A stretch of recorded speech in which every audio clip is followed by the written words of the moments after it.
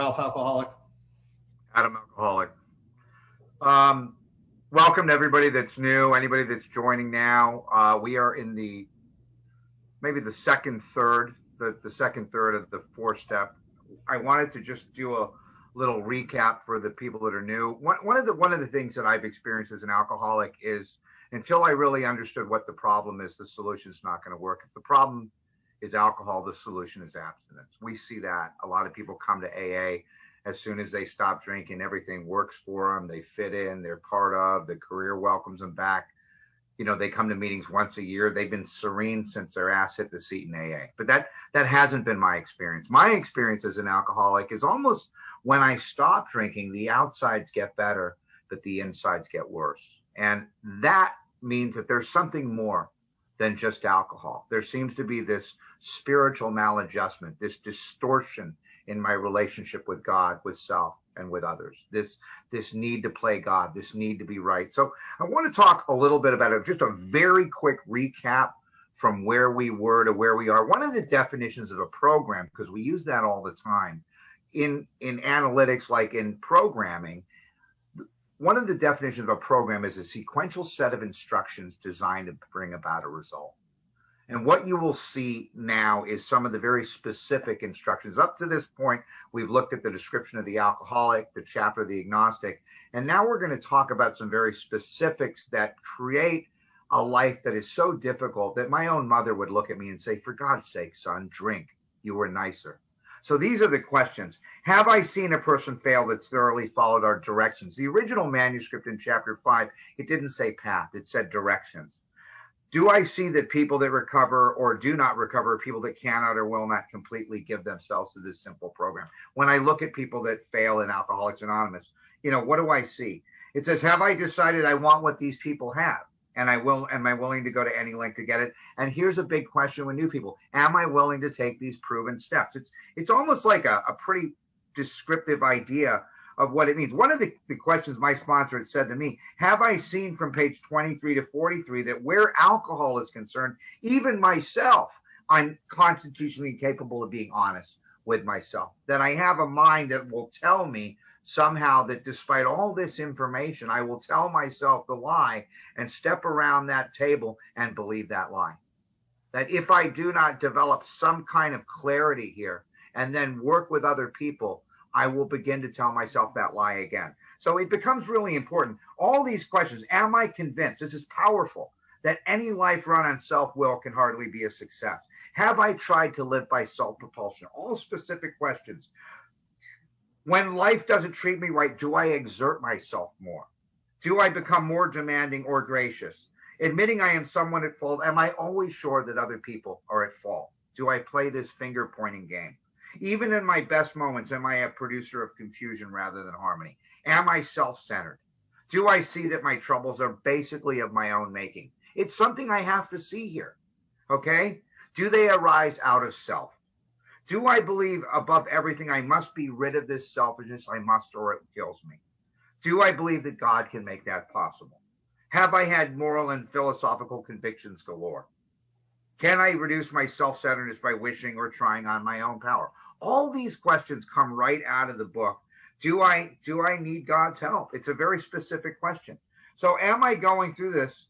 I start to look at these ideas. And what we've done is we've gone through so far the resentment inventory. And I just want to talk a little bit about the list, because it asked me to make a list of people with whom I am angry. It asked me to look at principles, institutions, and people. So I start to be very clear on what those are. Family, relatives, race, society, individuals, institutions, asylums, hospitals, organizations, fellowships, principles, ethics, morals, philosophies. I'm looking at this now and I'm starting to see that I've made the list, and it asked me 3 times. I go back to the list where it holds the key to the future. It asked me to look at things from an entirely different angle. But the third time, and where we are right now, is on page 67, middle paragraph. It says, referring to our list again. That's where we are. Now, one of the things that I was asked to do in this inventory is to use this list laterally. I've made a list of people. I've looked at why I'm angry at them. Now, what I'm doing is going back through this list and looking at it from a different angle. And then again, looking for my own mistakes when I get to this point right here. So I make this list. I look at esteem, pride, security, ambition, personal relations, sexual relations, and pocketbook on one resentment. And then as I go into this last piece, I'm going to see a second side to this. I'm going to see how I made a decision based on self that left me in a position to be hurt. Now I'm going to look at whether or not I was capable of the same behavior. So if I resent my dad for abandoning me, the question is, did I ever abandon anyone that I loved? If I resent a friend for gossiping, did I ever gossip? If I resent someone for stealing, did I ever steal? That realization is just one piece. But now I'm going to disregard this person entirely, and I'm going to look at 5 specific things in this area. And what they are is referring back to the list again, putting out my mind, the wrongs others have done, right? I'm looking for my own mistakes. One of the things I was asked to do is to look at selfishness as an attitude of maybe you hurt me, I'm going to hurt you, an attitude of I can do whatever I want and not pay the consequences. So with each resentment now, I'm going to go through this section on page 67 with every single one. With my dad, with my mom, with my girlfriend, with my teacher, with my employer, with my best friend, with my significant other. And I'm going to start to ask these questions with every single resentment, specifically to that resentment, not just once for all of them, but with each one. So now I'm starting to develop this type of critical thinking. And I will tell you, if you're new, when I went through this inventory, it's almost like getting a brand new car and learning all the features of this car, the power steering, the power seats, the seat heaters, the cruise control, the climate control, all the features of that car. When I get to 10 and 11, what's going to happen is I'm going to learn to race that car at 160 miles an hour on a track and be able to use those features very, very quickly, so I can be rid of the selfishness, so I can be rid of the dishonesty, so I can be rid of the resentment, and so I can be rid of the fear immediately. I discuss them with somebody. I turn to someone I can help. I set right any wrongs, and then I turn to someone I can help. So what's going to happen with doing you, if I don't understand this exercise, the rest of it's not going to work. Einstein said, if you cannot explain it very simply, you do not understand it well enough. So I hope that this part of the inventory, if anybody has questions here, Ralph, we're going to, at the end of this, please don't go forward unless we can kind of somehow simplify these ideas for you guys so you understand how to be rid of this stuff. Because this really became, for me, like a lot of us, the path to freedom. So, Ralph, shall we start here and just continue going forward? If I've left anything out, Ralph, do it now. No. Ralph, alcoholic, and no, you didn't, absolutely. And I seen a couple of people that were asking, were wondering about all those questions that he asked. Those are sentences that are in the book that we just turn into considerations or questions. So all those questions, he just turned them from the book into questions. That's where he got all those questions. So in the middle of page 67, referring to our list again, putting our minds the wrongs had done, we resolutely look for our own mistakes. Where had we been selfish, dishonest, self-seeking, or frightened? Or like he was explaining, we do that for each one. And sometimes, just it could be Lisa, my ex-girlfriend. It could be all of those ones for each one. Yes, I was dishonest. Yes, I was selfish. Yes, I was this. Then we go to the next one. Though the situation had not been entirely our fault, we tried to disregard the other person's involved entirely. Where were we to blame?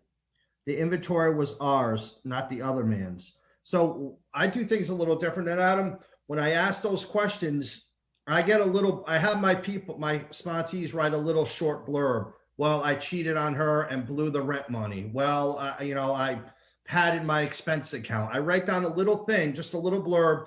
And then next to that, I write down, okay, that was dishonest. That was self-seeking. I write down, so I do 5 columns. But I don't think that, our higher power cares whether we do 3 columns, 4 columns, or 5 columns. I think that as long as we try and do it thoroughly, the best we could with the supervision of someone who's gone through the work, you're going to get the same results. So we're disregarding what he did or she did entirely and looking for our mistakes here. Where were we to blame? The inventory was ours, not the other man's or woman's. When we saw our thoughts, we listed them. And that's the short little blurb that I'm talking about. We listed a short little blurb, and then we put down next to that, that's dishonest, that's selfish, whatever it is. We place them before us in black and white, and we don't care if you use a black pen and white paper, or white paper and a black pen, vice versa, black paper, white pen, black paper. So we admitted our wrongs, and we're honestly willing to set these matters straight. This is the beginning of our amends list that we're going to be making. Adam, you want to recap that before we start talking about fear? Yeah, I do. It's very important. Like I've had the privilege of doing a lot of inventory with many different people. Sometimes it's as simple as I'm resentful at a parent for abandoning me. Sometimes it's sophisticated as a breach of contract. It can be a probate. It can be, a lot of these have to do, it could be in corporate law. I've had sponsored, guys that deal with these type of specific nuances in contracts, but it's always the same.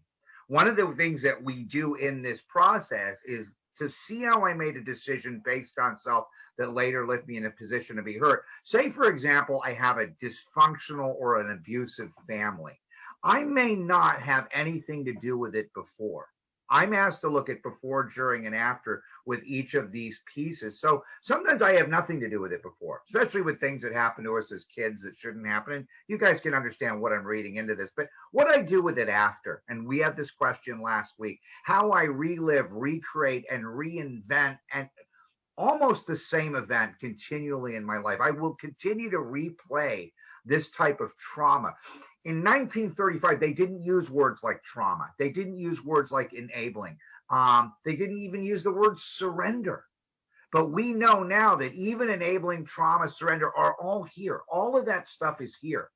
It's just labeled a little differently. So when I look at something where, like, for example, I met her in rehab, I can't believe she drank, or I knew he was somehow, a crackhead. I can't believe he stole my iPhone. A lot of times when we look at how we make decisions based on self that later leave in a position to be hurt, it's going to be revealed here. I'm either doing it coming into this by painting the red flag green, or I'm doing it going out of it by replaying it the rest of my life. It doesn't matter. The road to spiritual success, the path to freedom is the same. It is through me seeing the truth here that it becomes very, very critical. So that's the last piece I have to say on this, that a lot of people don't think they have to do that much work here. But I'm the type of person, I still remember what my third grade teacher was wearing. So I have a mind that remembers every single detail. And for me to get free of this, I had to do a little more detail in this part of the inventory. Not everyone has to do this. You may visit this once and never go back. I've had to continue doing it. So shall we continue now with fear? Yes, we should. But wait, so one more thing. This is like the third time you mentioned your third grade teacher. And I got a third grade teacher too. Her name was Miss Moore. And we were making our Christmas wreaths. Like, you used to make a Christmas wreath and you used to put these like bow tie macaronis on them and spray paint them gold. And she took my macaroni, my Ronzoni macaroni, and poured it out and stamped on her with these white sneakers that must have been like these 3-inch heels, like kind of like nurses would wear, and this like, I don't know, this like plaid dress. And she stomped on them, and she almost crushed me behind a piano. There was a piano in the room, and sent me to detention. And I thought about that for a long time. I still think about Mrs. Stork. But when I look for my mistake, I was throwing books out the window from the second floor. So like, I did have a role in her, but I have my third grade teacher story too. And back to going through this stuff. The first 3 columns coming into AA, I know who I'm mad at, what they did, and I got an idea of what it affects. So now going forward in 4 and 5, we're just looking at it from an entirely different point of view. And all those in the prayer that we always say at the end of the meeting is, the Lord's Prayer, forgive us our trespasses as we forgive those who trespass against us. I believe that if I'm filled with hate towards anyone, how could I expect love? Love and hate, I don't believe could exist like that. So it's really getting freedom, in this process here, is looking that, yeah, I'm probably the problem. And if somebody did hurt me, like from years and years ago, that I got to forgive them. And you're going to get, as we get further into the work, to realize that it only comes down to 2 things, either making amends or forgiving someone. So, all right, Adam, you want to start with fear? Yeah, forgiveness is so powerful. I just want to say that this process here of looking at the things that I've done that I resented the other person for brought me to a place of empathy. From empathy, I come to compassion. Compassion, I come to forgiveness. I can't just get to forgiveness with having, this is almost like in sales, we talk about putting someone together. In other words, we present this information and suddenly they come to their own conclusion. Because, you know, you can lead me into the gates of hell, but you can't push me into heaven. Wilson, by design, when this inventory was written the way that it is, I come to this conclusion that the way that I process information is futile, that it will always lead me to a path of spiritual pain. And this has given me a way to look at it differently. So powerful. So we'll get to the questions later. By the way, my experience is all fear is agnosticism. So going into this, consider that all fear is some form of agnosticism. That I do explain agnosticism. Explain agnosticism. We did. We agnostics. It's a faulty relationship with God based on self-reliance. That I do not trust that everything's going to be okay. That somehow I'm carrying the world on my shoulders. That I don't believe that there is a higher and bigger purpose. That the world is conspiring to help me as opposed to hurt me. If I really look at the fundamental ideas of what agnosticism is, when he says, let's look at the record, and he shows you all these people that have come to believe in a power, that have taken actions towards that power, that they live better lives, simpler lives, more focused lives. We can't deny the facts. We look at the facts of people that have these ideas. Look at AA. Look at the people with long-term recovery. Ask yourself if you want what we have. It's the same thing. So here, notice the word fear is bracketed alongside, and notice the word difficulties. The word difficulties is in the third step prayer, and then it is in the difficulties with Mr. Brown right here. The difficulty is the conflict I have between the way I think things ought to be and the way they actually are. The more disparity there is there, the more spiritual pain I will have.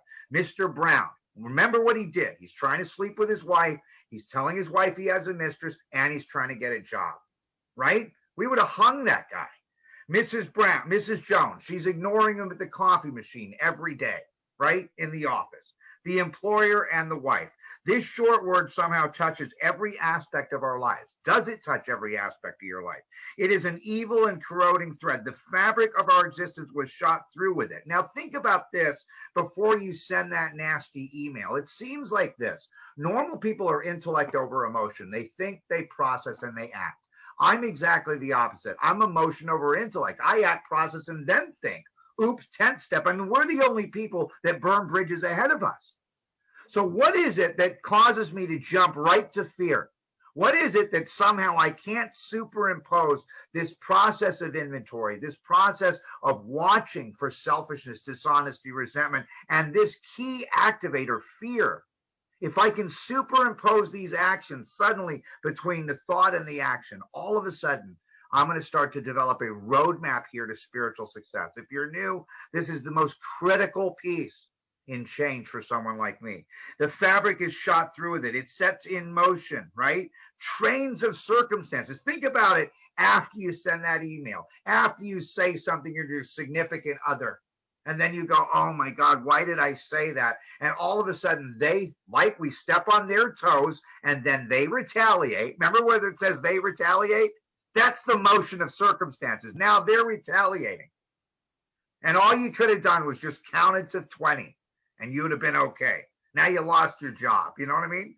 It's like, which brought us misfortune. There's the misfortune, which we felt we didn't deserve. But did we not ourselves? Did I not myself set the ball rolling, right? Decisions based on self that later left me in a position to be hurt. Go back now and think emotion over intellect versus intellect over emotion. It's going to ask me to superimpose a set of instructions between the thought and the action. Because an alcoholic is have a thought, take an action, have a feeling, take an action, have a thought, take an action. What it's going to ask me to do now is to superimpose a set of instructions. That's why 10 and 11 are like a viral scan. They are going to show me now how to superimpose a set of instructions into this processor that's going to eventually give me a path to freedom. Okay, sometimes we think fear ought to be classified with stealing because it seems to cause more trouble. Can you imagine, if you're like me, how much and what would my life have looked like if I'd only trusted the process? How many decisions I made, how many times I burned bridges ahead of myself because of my lack of trust that the world is really going to conspire to help me. Ralph? Keep going. All right. Reviewed our fears thoroughly. Here's the directions. Column 1, we put down on paper, even though we had no resentment connection with them. That's going to be column 1. We just list all our fears. You just start the same way we're doing resentments. I'm afraid of this, all the way down. Column 2, we asked ourselves why we had them. Again, you're just going to make the list going all the way down. Was it because self-reliance had failed us? Self-reliance was good as far as it went, but it didn't go far enough. Some of us had great self-confidence, but it didn't fully solve the fear problem or any other problem. When it made us cocky, it made it worse. I can remember I was a maniac full of fear.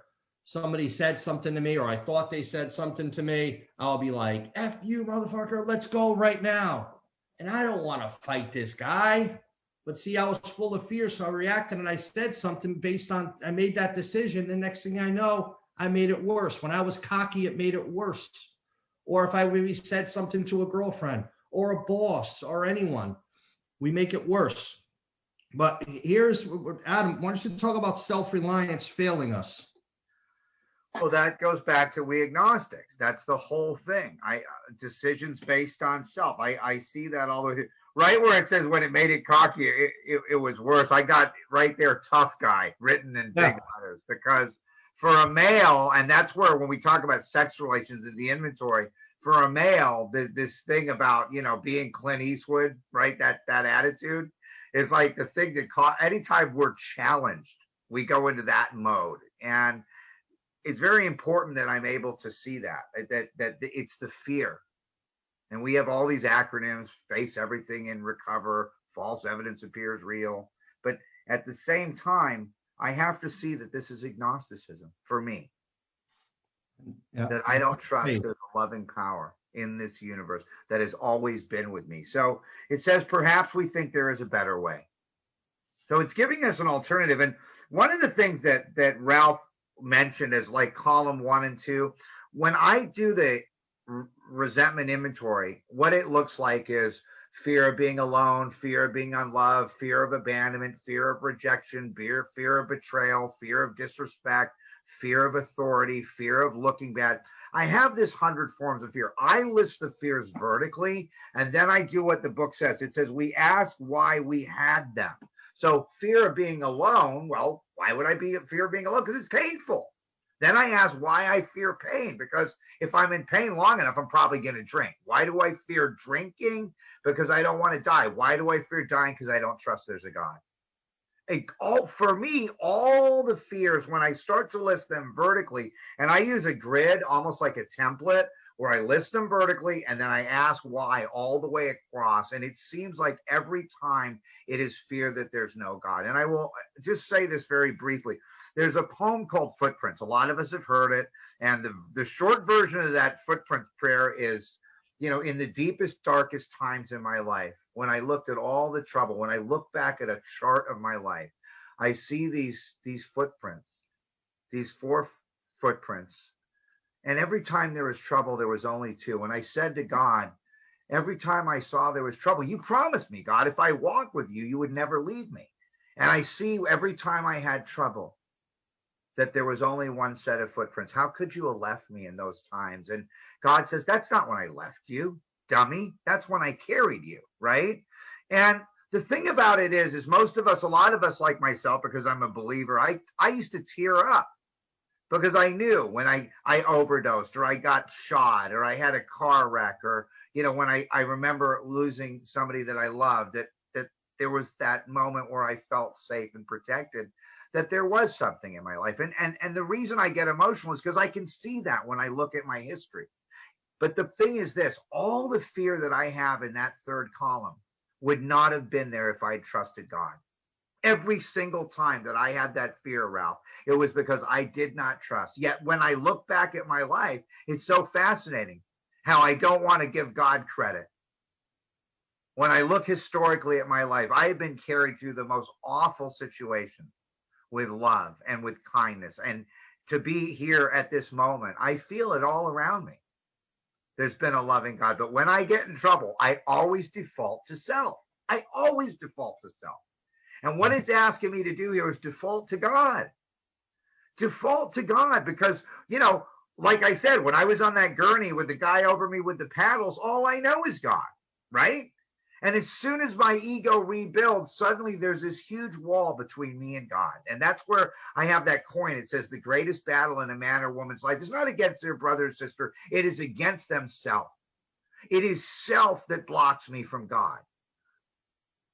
Isn't it fascinating? That's almost like if God were to hide anywhere, he would hide in man because man would never look inside himself for God.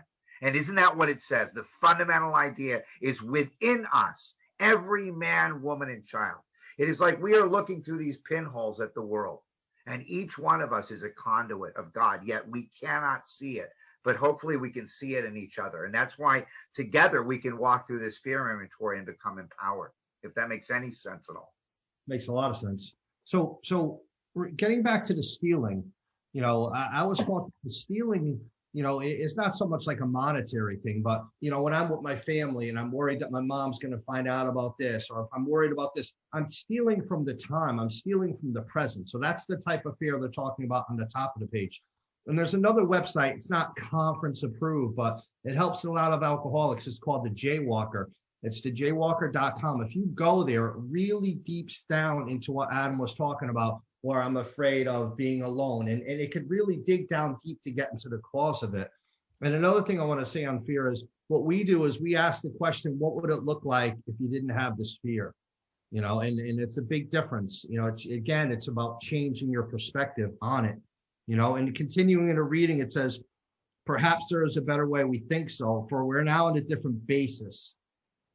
The basis of trusting and relying upon God, and that's a process, that it came from me, from watching you guys go through some stuff, from hearing people go through some, horrific things in AA meetings, and then from slowly trusting the process. Don't forget, I made that decision in step 3 to take the rest of the steps. And what we're doing now is just discovering these things within me, the fact-facing things. They're going to get me connected to this power. We trust an infinite God rather than our finite selves. We're in the world to play the role he assigns. Again, we're referring back to the how it works. It says, he is the director. We are the play. We play the role that he assigns. They're reiterating that.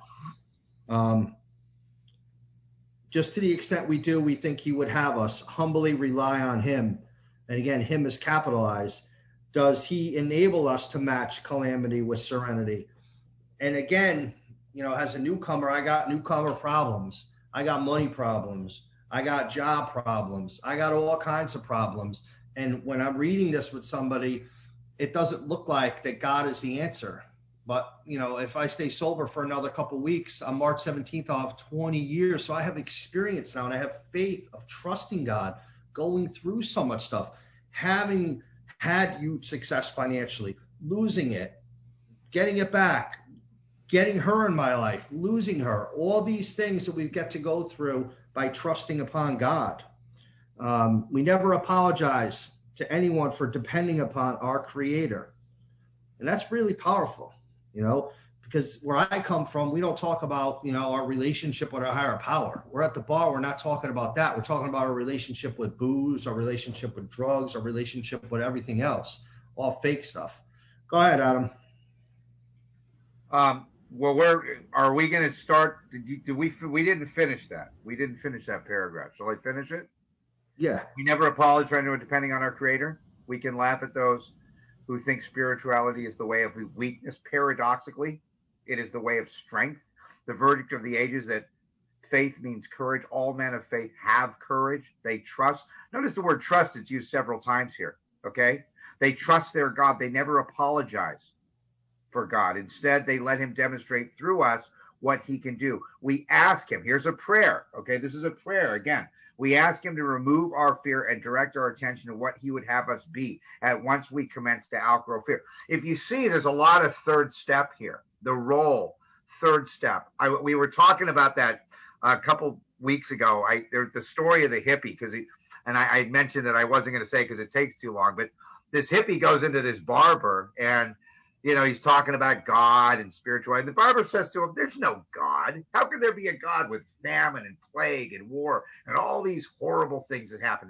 That the barber's an atheist. And, the hippie gets really sad and he feels broken by his challenge. And he walks outside after he gets his hair cut and he drags this other hippie into the barber shop with dreadlocks and everything. And he says to the barber, how can there be people like this walking around in the world with all these great barbers? And the barber says, well, it's obvious. They got to come to me. And what I didn't understand is when it asks us to draw close, my suggestion to somebody that's atheist or agnostic in this thing right here is it just seems easier. I just tried this for a while. I came to believe. I came to trust. Eventually, I came to rely. It uses the word rely here. I just tried it. Just like I had to experiment with alcohol to come to believe and come to trust and depend on it. This process of doing this fear inventory, this process of asking and really watching people that have faith and trust over a period of time, I started to commence to outgrow fear. It is a process. We're not trying to convert anybody here. But I got to admit that, they say the longest trip for an alcoholic is from their head to their heart. The shortest trip is from my knees to the ground. I was brought to my knees here because I couldn't fix this. I came to believe in a power by default. Again, this is a very, very second step idea. Coming to believe, coming to rely, coming to trust that these fears are something that can be overcome. Over a period of time, I'm not driven by fear like I was before. It's still there. It's still my first thought is to go to fear, but I never act on that one. The next one I act on is I do the right thing. I take the act of faith.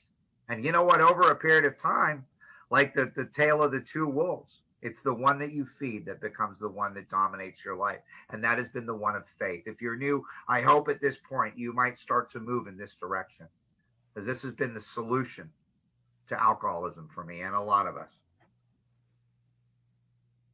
Okay, Ralph, do you want to finish anything about fear before we move on? Do we want to do the seventh tradition? Yeah. Sure thing. Thanks a lot, Ralph and Adam. As I said before, we are collecting seventh tradition funds to help the several levels of service intergroups, local area, New York, GSO if you prefer. So anything you contribute, you can to any of the information I just put in the chat. Thank you very much again, Adam and Ralph.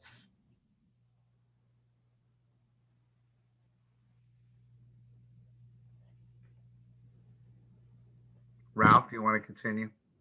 Okay. Now, what about sex? Many of us needed an overhauling here, but above all, we tried to be sensible on this question. It is easy to get way off the track. Here we find human opinions running to extremes, absurd, extreme perhaps. One set of voices cry that sex is a lust of the lower nature, a basic necessity of procreation. Then we have those who cry for sex and more sex, who bewail the institution of marriage, who think that most of the troubles of the race are traceable to cause sex. They think they have enough of it. They do not think they have enough of it, or it is the right kind. They see its significance elsewhere. One school would allow man no flavor for his fare, and the other would have all of us on a straight pepper diet. We want to stay out of this controversy. We do not want to be the arbiter of anyone's sex conduct. We all have sex problems. We'd hardly be human if we didn't. What could we do about them? So here we're starting to examine relationships, and it's very clear cut. It says we're not the arbiter of any sexual relationships, but what I've learned over the course of this is it's the same thing. The act of sex doesn't have to be involved in this. We're talking about relationships with other people, about being honest, being selfish, being self-seeking, being afraid, with all these types of relationships, and just not to judge. I'm not going to judge how anyone acts, whether they're, having relationships with 5 people, whether they're not having any relationships, whatever, just not to judge anyone on this. And when it goes further on about my ideas, what I want them to be, I just always, when working with guys, my sponsor said, "Do you have a daughter?" I said, "Yeah." "What type of man would you want your daughter to date?" And we use that as a base. Would you be happy if she showed up with you, a guy like you, to try and get us to change our behaviors? Because I know for me, when I came into the program, I was no prize. I had a hostage, and it was all selfish and self-centered. It was crazy. I was the relationships I failed miserably at. Adam? Well, you can definitely see Freud where it says all our troubles are traceable to sex causes. I was asked until, it was brought to my attention that there was a thing called the flapper or libertine type philosophy, more sex, and the straight pepper diet was the Victorian idea, that if you look at those things, you will kind of see the philosophies that go along with it. One of the things I was asked to do, and this is my opinion, but the opinion of a lot of people that I've worked with, is to circle the word sex all the way through these 2 pages and then read it from the perspective of relationship. So then it looks like this. We do not want to be the arbiter of anyone's relationship conduct.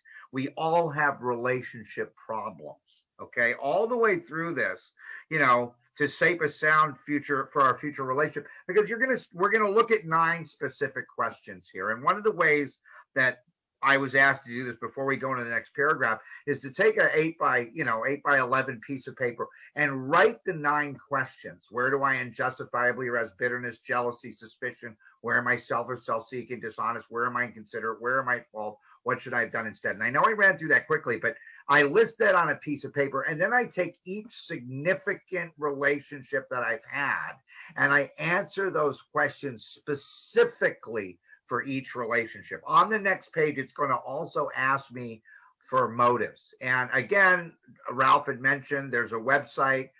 It has some templates that coincide with the resentment inventory, the fear inventory in a grid format, and then the relationship inventory, which we're looking at now. And again, that piece of paper, I have my sponsees print them out or I give them to them, and then I have them write not whether or not I arouse bitterness, jealousy, and suspicion, but where did I?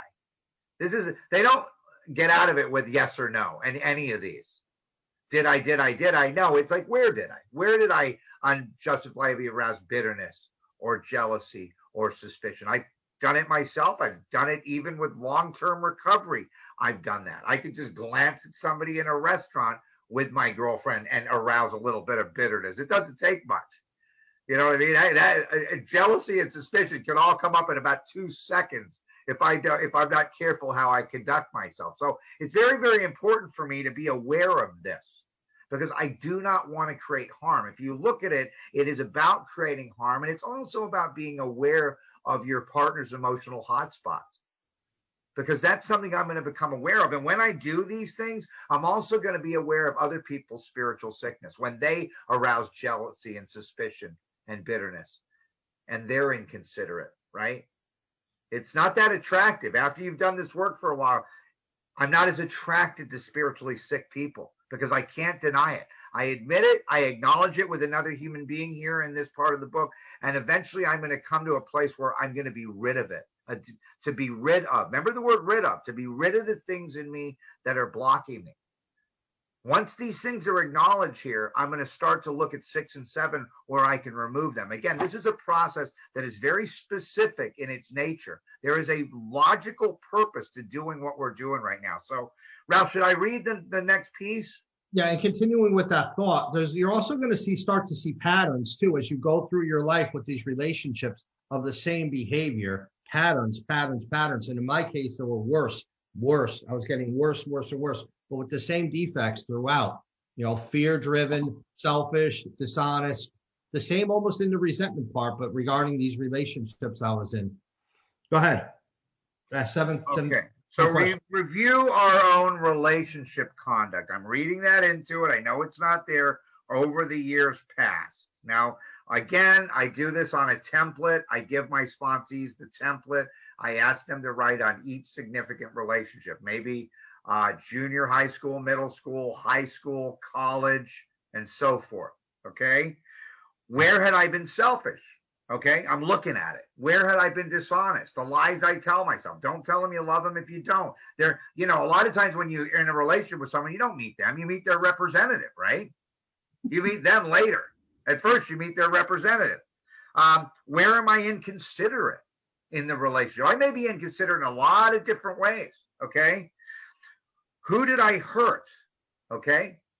So I'm looking now at harm, the same kind of harm that I looked at in my 4-step. I'm going to look at in this piece of the 4-step. Did I unjustifiably arouse jealousy? I look at where did I, not just did I, yes or no. Suspicion. Okay. Bitterness. Where were we at fault? Okay. What should I have done instead? And my sponsees were not allowed to say not got involved in the first place. That is not an acceptable answer. Okay. Got this down on paper and we looked at it. Okay. So that's the first piece. Remember now, prayers, promises, warnings, and directions. There's a lot of directions here. Rarely have we seen a person fail that's thoroughly followed our directions. And, he changed it to path, but to really look at this, there's a lot of specific directions here, which in many ways are going to bring about a change in my perception. This is designed, I believe, very specifically to look at it from what we call an entirely different angle. The wording that he used in the 4-step, I'm going to be using again in this piece. I'm going to start to look at these things from an entirely different angle. Ralph? No, that's perfect. I mean, so now we've gotten all this stuff down on paper individually with each relationship. And, getting into a little, we do little blurbs. So when we're going over it with our sponsor, it works out. Whatever our deal turns out to be, we must, there's that word must again, be willing to grow towards it. So we must be willing to make amends where we have done harm, provided we're still not going to bring about still more harm in doing so. And so many sponsees want to go make amends to their ex or their most recent ex, and they really want to make amends because they want to maybe get back to her. And that's what they're talking about, going back where maybe somebody is still hurting us, so we have to check the motives on that. And sometimes the making the amends to the girlfriend could be just never contacting them again, ever, because I'll speak for myself. They possibly might have done some damage, emotional damage, and they may be living fine, living a great life. All of a sudden they get a Facebook request from me or a phone call or something like that. And it could trigger all sorts of, memories that aren't good, and I don't try and save my ass just to make someone up, just to make me feel better. We must be willing to make amends where we have done harm.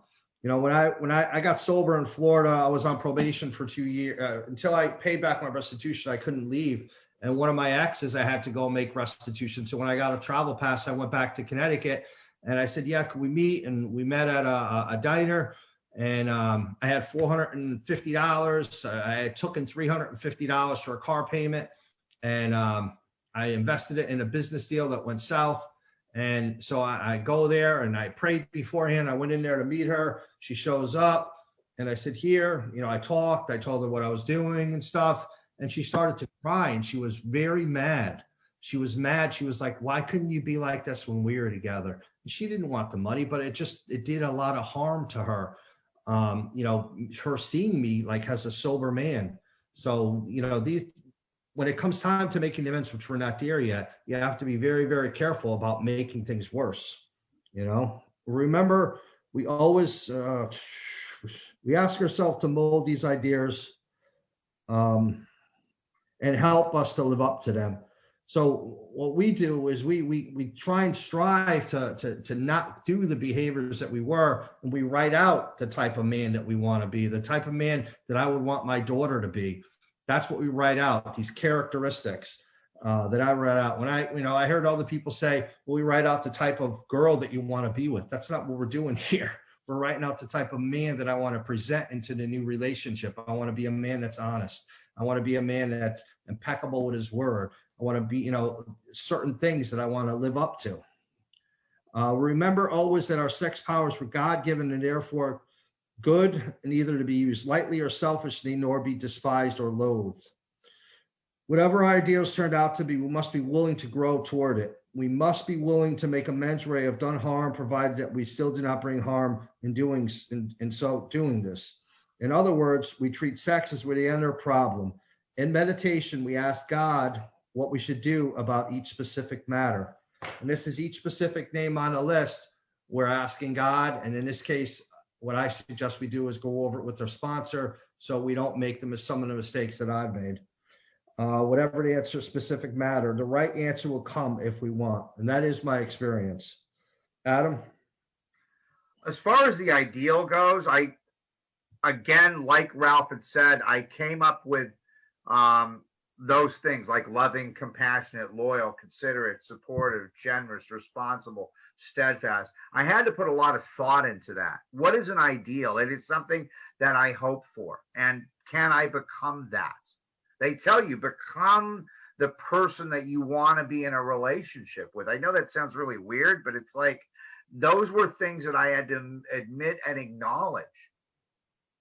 Some people don't want to be in a relationship. It's got nothing to do with that. Right now, I'm starting to look at where I've created harm, where I've caused pain. I'm looking at the wreckage of my past, again, like I started to look at, because a lot of this is going to be part of the things that I'm going to bring to steps 8 and 9. It's also going to be the things that I admit are objectionable when I come to that 5th step. It's going to ask me to look at it again. What is the point of this exercise? I mean, we can say it's pattern recognition, but it's also about my inconsideration, about how I've created harm, how I've been selfish. And sometimes, selfishness can be in a relationship I shouldn't be in because I'm too scared to get out of it. I can steal someone's life like that. There's a lot of interesting things that can happen in this thing. It says, God alone can judge our relationship situation, okay? Counsel with persons is often desirable, but we let God be the final judge. We realize that some people are as fanatical about sex or relationships as others are loose. Okay, it's very interesting. We avoid hysterical thinking or advice. I know we say don't get in a relationship in the first year. I mean, I know no one knows if that works. No one's ever really done it. But, there is some experience with this, that early in recovery, sometimes it's often to build a foundation before people pair off, but it's not in the book.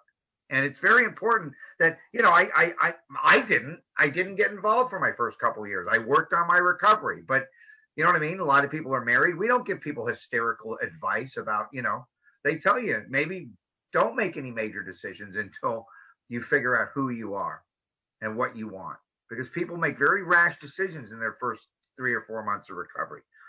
It says, suppose we fall short of our chosen ideal. Well, where's the ideal? It's what I just started to look at on the previous page. Okay? And stumble. Does this mean we're going to get drunk? It says some people tell us so, but this is only a half truth. It depends on our motives. This is where, like when I use that template, it asked me the motives that I had getting involved in a relationship in the first place and whether those motives were selfish. Was I selfish in my motive in getting involved with somebody? If we are not sorry for what we have done, in other words, if I don't have remorse or to see the truth about it, it says, and have an honest desire to let God take us to better things, we believe we will be forgiven and we will have learned our lesson. If we are not sorry and our conduct continues to harm others, we are quite sure to drink. It's very interesting. It says we are not theorizing. These facts have been about our experience. Well, you can keep going. Okay, this is I think this is probably one of the most powerful paragraphs as far, because I work, working with a lot of new people. I see a lot of people get in trouble in this area. We lose a lot of people behind relationships. It seems to be a sex and love addiction is the undercurrent for a lot of people with alcoholism. To sum up about sex or relationships, we earnestly pray for the right ideal, for guidance in each questionable situation, for sanity. Okay? This is a prayer. Again, a prayer. Okay? Pray for sanity. Pray for strength to do the right thing. If sex or relationships are troublesome, we throw ourselves harder into helping others. I think that is one of the most powerful statements in the book for people that get in trouble in this area. Don't treat loneliness with isolation. Treat this with service. Treat this with being involved in recovery. Treat this with working with others. We throw ourselves harder into helping others. And it says we think of their needs and work for them. It takes us out of ourselves. Okay? It quiets the imperious urge when to yield would mean heartache. Very, very powerful. This is a very, very important part of the book for a lot of people. It may not be for everybody. People have an Achilles heel in different areas in their recovery. Some people with gambling, some people with eating. They put down the drink, they pick up the fork, put down the fork, pick up the credit card. A lot of people start acting out in the rooms. And for them, this piece becomes this is a life or death piece for that person.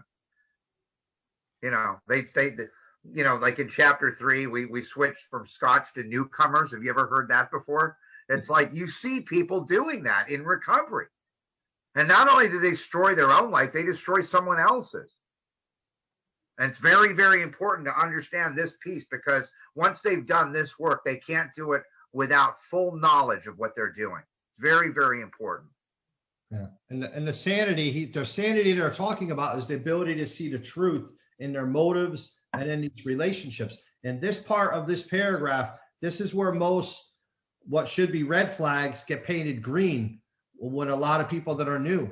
You know, they always have to have her in their life, or she always has to have him in their life, you know, and in early recovery, you know, forming a relationship with our higher power is what's the most important thing, not her or not him, you know. And this is where what I was talking about, where the sanity comes into play, where hopefully we'll see the truth about this. You know, because it's my experience too, the person who I'm interested with, when I have 6 months and they have 6 months, it's going to be way different when I have a year or 2 years or 3 years.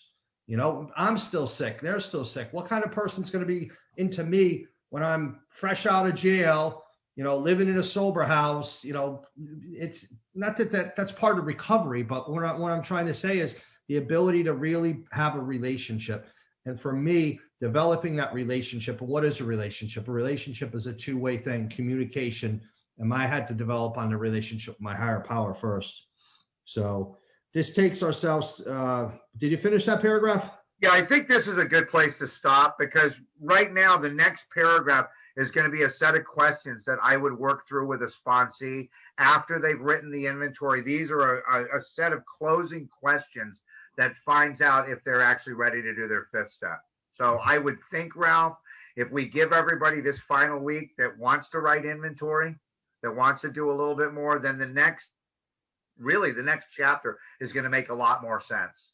So if you can, and if you will, take a few people, take a few principles, write some inventory, go through all of the things that we've talked about, go to the jaywalker.com, go 5 clicks down to the 4-step download, print out the template, do a bit of writing. And I guarantee you that when we get to 10 and 11 in the next 3 or 4 weeks, that it's going to be really clear. You'll get really clear on this, and you'll be able to get free of it very quickly. A lot of the emotional pain that comes with untreated alcoholism will start to correct itself here. And this is not a psychological measure as much as is a spiritual measure, but there's also some, there's some ideas here that are psychotherapeutic in nature that will solve the spiritual problem, if that makes any sense. So shall we open it up for questions, unless you have any closing statements, Ralph? Nope, that's perfect. Okay. Rodney? If you have questions, raise your hand in the reactions, and you'll be asked to unmute.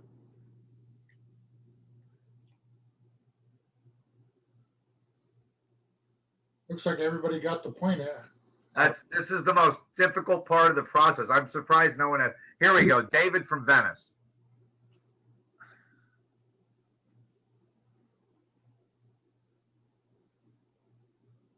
You're muted.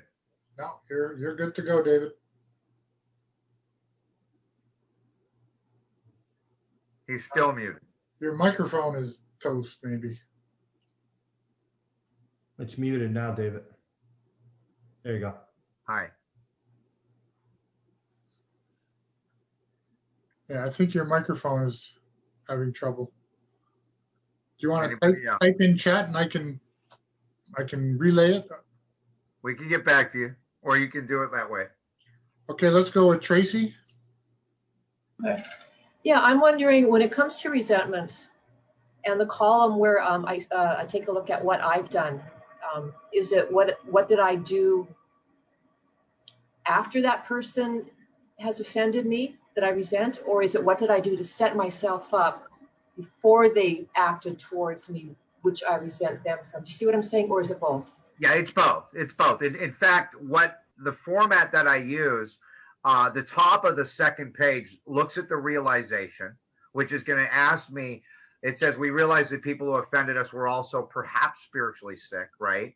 Although we did not like their symptoms, which is column 2, what they did to me, and the way it disturbed us, column 3, like ourselves were sick too. I was told the only way to prove that statement is to ask if I'd done the same thing to them and or others. That's the first piece.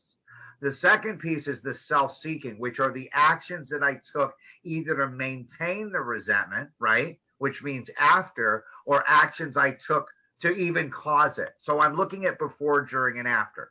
So if I'm in a, if I'm underage and something happens that I have nothing to do with, I'm typically going to look at the timeline of after. How I held on to the resentment, how I blamed them, how I continued to create harm towards them because I couldn't let it go, right?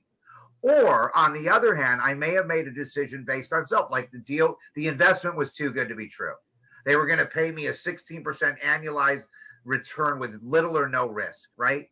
And all of a sudden I get involved in an investment and lose all my money. Did I have anything to do with not doing the due diligence before I put my money up on that security? Hell yeah, I did, right? So it's going to be both, and it's going to be both with every resentment. This is the type of critical thinking that's going to stop me from creating wreckage in my future. This isn't about, this is about, see, AA is not really about putting out fires. AA is about learning not to start them. Now, how am I going to learn in my future? Once I draw that line between 6 and 7, where the first 6 steps are the wreckage, the second 6 steps are the healing, right? How am I, so does that make sense at all? Okay. Aloha. Hi, I'm Marianne. I'm an alcoholic. Hi, Mary. Thank you guys for having me. Adam and Ralph, so good to hear you, and I'm so glad this is going on. I got 29 years of sobriety. I've been banging this out since the beginning, and I can identify with everything that you're talking about. I've had the personal experience that you're all sharing about as a result of working the steps and incorporating a higher power in my life. And I just want to say that I'm so glad that they get to meet me before they meet the representative now. That was such a powerful statement, in my life, because that's 2 lives for me in one lifetime as a result of the work, as a result of people giving this message out to me. And, I just want to thank you guys for doing this. I have a sponsee. I'm in New Jersey. I have a male sponsee now on Zoom in California. You said that we start to lose people when we get into the work. Well, he ain't on tonight, so I'll be getting him later. But, I just want to say that, you're empowering what I already have experienced. And I want to thank you guys for doing this meeting. Thank you. Thanks, Mary. Michelle? Michelle. Hi, I'm Michelle, and I'm an alcoholic. I adore this meeting. And whenever this thing ends, I'm just going to have to follow you guys around. This is the best. I only raised my hand because you were saying nobody was raising their hand. Because this is just a lot to take in tonight. It's hard to even come up with questions when you're doing so much bringing it in. So my question is, can we just do this again next week so that I can hear it again, and then I'll have a really good question? This is just a real lot. I mean, you guys said a lot tonight. So if you want to sum anything up, I would like it. Thanks, guys. It's online. It's on. You can go to the website on Facebook at Blueprint for Recovery Vancouver and pull all this up. And we all have contact information. There's also that website that I'd mentioned, which will give you really, really great details.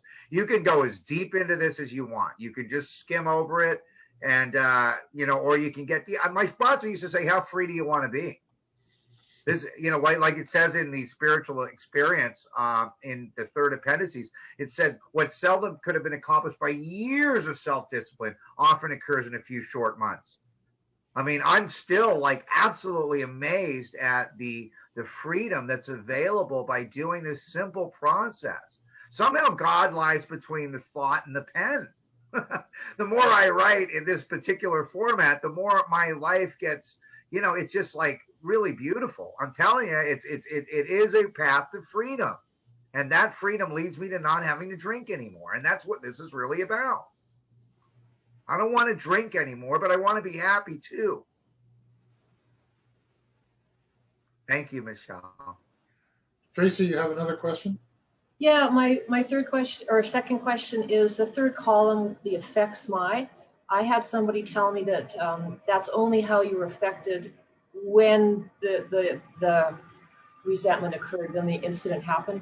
But wouldn't that be today as well? Wouldn't it be both? Yeah. Living it. The conflict, Ralph, you want to go ahead with that, or I can continue? Go ahead. I was just going to say, if you're still reliving it, it is. Yeah. But it's my belief system. See, it's conflict with my belief system. Esteem is, don't you know who I think I am? Pride is, don't you know who I pretend to be? Security is, don't you know what I need? And ambition is what I want. If anything harms, threatens, or interferes with that belief system, I cop an attitude. I get mad at you. That's what resentment is. I'm mad at you because you're not doing it my way. So when my belief system is challenged, then I can start to look at it from a third perspective. This is very interesting. It's a psychological yet spiritual method of actually pulling myself out of it and seeing it for what it really is. Suddenly the ego is separated from this thing. It's a really interesting process. The theater of the lie, the lies I tell myself. If everyone would do as I wish, how unrealistic is that? And yeah. And a lot of times people carry stuff from older relationships into new relationships and they never give them a shot. Oh, she's going to leave me. Oh, she's a cheater. All women are this or all men are this. They bring old stuff, old wounds they've been carrying around forever. And this is a place where we could get rid of those old wounds and heal those old wounds and start to live a new way and give, new things, new chances, new relationships, new chances. And one more thing, I was just looking that we didn't really go over on the top of 67. It says, when a person offended us, we said to ourselves, this is a sick man. The reason why that prayer is in there isn't about the old resentments. It's for today. So we don't get new resentments. So we pause, like Adam was saying before, we pause before we speak and we say that prayer so we don't get a resentment now. It's not so much in the past, but that's a living tool moving forward of what we're going to be doing. Okay. So write inventory and we'll see everybody next week, I guess, huh? Okay, thank you.